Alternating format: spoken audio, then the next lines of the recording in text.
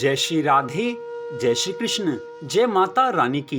मंदिर श्री बंसी वाले महात्मा यूट्यूब चैनल की ओर से हम आप सभी भक्तों का हार्दिक अभिनंदन करते हैं। आप सभी भक्तों को नवरात्रि उत्सव 2021 की हार्दिक शुभकामनाएं। माता रानी की कृपा सदा आप सब पर, आपके परिवार पर बनी रहे। नवरात्रि उत्सव के उपलक्ष्य में आज हम आपको सुनाने जा रहे हैं श्री दुर्गा सप्तशती के 11वें अध्याय की परम पावन कथा, जो कि इस प्रकार है। बोल माता रानी की जय। 11वां अध्याय। ऋषि कहने लगे हैं कि देवी जी ने जब दैत्यराज महाअसुर शुंभ का वध कर दिया, तब इंद्र आदि सभी देवता अग्नि को मुख्य करके अपने मनोरथ सिद्धि के लाभ से सभी दिशाओं को दमकाते हुए कमलों से प्रकाशित करते उस कात्यायनी देवी की स्तुति करने लगे हैं। देवता कहने लगे हैं कि हे शरणागतों के संकटों को दूर करने वाली देवी, आप हम पर प्रसन्न होइए। हे सारे जगत की माता, हे विश्वेश्वरी, विश्व आप हो। हे देवी, आपने इस सारे जगत को मोहित कर रखा है। पृथ्वी पर आपकी प्रसन्नता से ही मुक्ति का लाभ होता है। हे देवी जी, सभी दिशाएं आपका भेद है। जगत भर की स्त्रियां सब आप ही की मूर्तियां हैं। हे जगदम्बे, आप अकेली ने सारे जगत को व्याप्त किया हुआ है। आपकी स्तुति क्या हो सकती है? आप तो स्तुति से परे और परावानी हो, जबकि आप सबको आधार और स्वर्ग की मुक्ति देने वाली हो। इसी से आपकी स्तुति हो जाएगी। आपकी स्तुति के लिए अन्य कौन सी उत्तम मुक्तियां हो सकती हैं?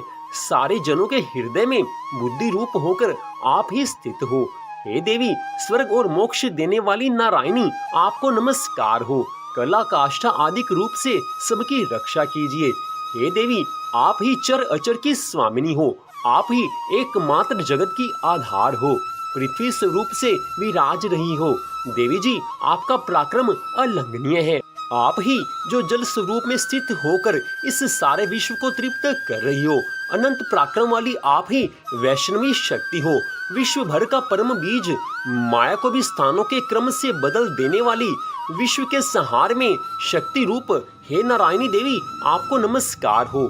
हे देवी, आप सभी मंगलों को देने वाली मंगला हो। सभी अर्थों को सिद्ध कराने वाली शिवा हो। शरणागत रक्षक हो। 3 नेत्रों वाली हो।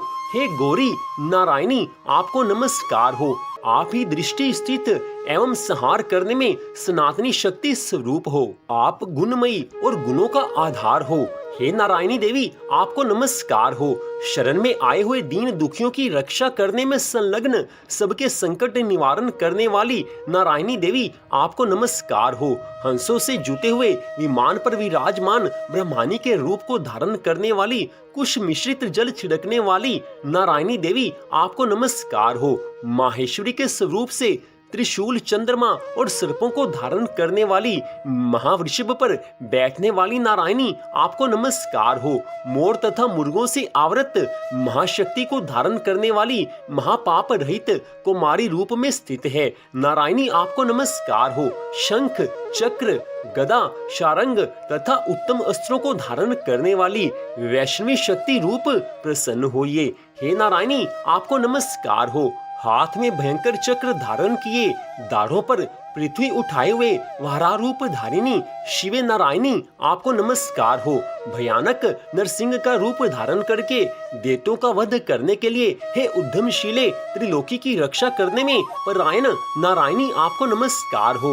1000 उज्ज्वल नेत्र धारण करने वाली किरीट धारिणी महावज्र धारिणी, वृत्रासुर के प्राण हरने वाली इंद्री शक्ति नारायणी, आपको नमस्कार हो। शिव दूती के स्वरूप से दैत्यों में बड़ी सेना का नाश करने वाली, महानाद करने वाली, भयंकर रूप वाली नारायणी, आपको नमस्कार हो। भयानक दाढ़ों से, भयानक मुख वाली, मुंड मालाओं से शोभायमान, मुंडों का मंथन करने वाली चामुंडा नारायणी, आपको नमस्कार हो। लक्ष्मी, लज्जा, महाविद्या, श्रद्धा, पुष्टि, स्वधा, ध्रुवा, महारात्रि, महाअविद्या, हे नारायणी, आपको नमस्कार हो। मेधा, सरस्वती, वरा, ऐश्वर्य रूपा पार्वती, महाकाली, संयमशीला, सर्वस्वामिनी, हे नारायणी, आपको नमस्कार हो। सर्व ईश्वरी, सभी शक्तियों से संपन्न हे दुर्गा देवी, हमारी सभी भयों से रक्षा करो। हे देवी, आपको नमस्कार हो। यह आपका मुख 3 नेत्रों से भूषित अति सुंदर है। हमारी सभी भयों से रक्षा करो। हे कात्यायनी, आपको नमस्कार हो। हे भद्रकाली, सभी दैत्यों का नाश करने वाली, भड़कती हुई अग्नि की ज्वालाओं से महाभयानक आपका त्रिशूल हमारी भय से रक्षा करे। आपको नमस्कार हो। हे देवी, शब्द द्वारा सारे जगत की व्याप्त करके जो दैत्यों को तेज हनन कर देता है, वह आपका घंटा जैसे माता अपने पुत्रों को पापों से बचाती है, वैसे ही हमारी रक्षा करे। हे चंडिके, आपके हाथों की तलवार जो असुरों के खून तथा चर्बी से लथपथ हो रही है, वह हमारा मंगल करे। हम आपको प्रणाम करते हैं। हे देवी, जब आप प्रसन्न होती हो तो सभी रोगों को नष्ट कर देती हो। आप क्रोध करने पर सभी मनोरथ एवं कामनाएं नाश करती हो। आपके आश्रित पुरुषों पर कोई संकट नहीं आता, अपितु आपके आश्रित पुरुष दूसरों को भी आश्रय देते हैं। हे देवी, आपने जो आज इन धर्मद्वेषी महादैत्यों का नाश किया है, इसमें अपने स्वरूपों को अनेकों शक्ति रूपों में विभक्त करके किया है। हे अंबिके, आपके सिवाय दूसरा कौन ऐसा कर सकता है? विद्याओं में, विचारों के दीपक रूप शास्त्रों में, वेद वाक्यों में आपके सिवाय और किसका वर्णन आता है? और न आपके सिवा कोई दूसरी शक्ति है जो इस विश्व को अज्ञान रूपी भयानक अंधकार से पूर्ण ममता रूपी गड्ढे में खूब भटका रही है। जहाँ राक्षस हो, जहाँ शत्रु हो, जहाँ पर डाकुओं का दल आ जाए, वन में आग लग रही हो एवं समुद्र के मध्य में जहाँ कहीं उपस्थित होकर आप ही विश्व की रक्षा कर लेती हो। हे विश्वेश्वरी, आप विश्व की रक्षा करती हो। विश्व रूपा होकर विश्व को धारण करती हो। आप विश्वेश्वरी से भी वंदनीय हो। जो पुरुष आपको प्रणाम करते हैं वे विश्व के आश्रय हो जाते हैं। हे देवी, जिस प्रकार इस समय दैत्यों के वध से तुरंत हमारी रक्षा कर ली, इसी प्रकार नित्य ही हमें शत्रुओं के भय से बचाइए, प्रसन्न होइए और जल्दी से सारे जगत के पाप नष्ट करिए। पापों से उत्पन्न महामारी आदि उपद्रव भी दूर हो। हे देवी, विश्व भर के दुख दूर करने वाली, प्रणाम करने वाले हम पर प्रसन्न होइए। तीनों लोकों के निवासियों से स्तुति की गई मातेश्वरी सब लोगों को वर दीजिए। देवी बोली हैं कि हे देवगण, मैं वर देने को तैयार हूँ।